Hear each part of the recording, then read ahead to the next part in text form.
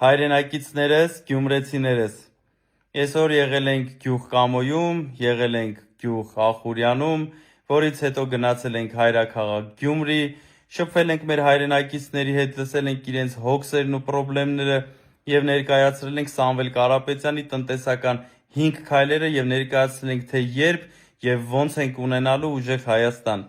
Ես միջև հայրաքաղաքից հասա մայրաքաղաք, տենամ ինչ որ մարդիկ ընկել են ցնցումների մեջ։ Ժողովուրդ ջան, մենք չենք գնում քաղաքների կաֆեներում նստում ֆոտոներ անում, մենք գալիս ենք աշխատելու, գալիս ենք ձեզ լսում ենք, ձեր հոգսերը լսում ենք եւ տալիս ենք դրանց լուծումները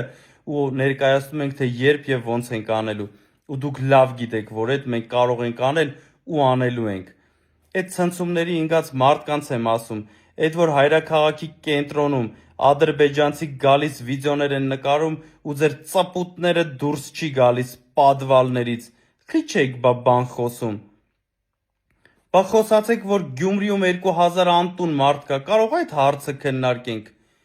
Այս իշխանությունները 8 տարվա ընթացքում մի տուն գյումրեցիներին չեն տվել, մի տուն։ Գյումրեցիներ ջան, մենք գալու ենք ու Գյումրիում չի լինելու մի ընտանիք, որ տուն չունենա։ Ցավները տանեմ։ Մի բան էլ ասեմ։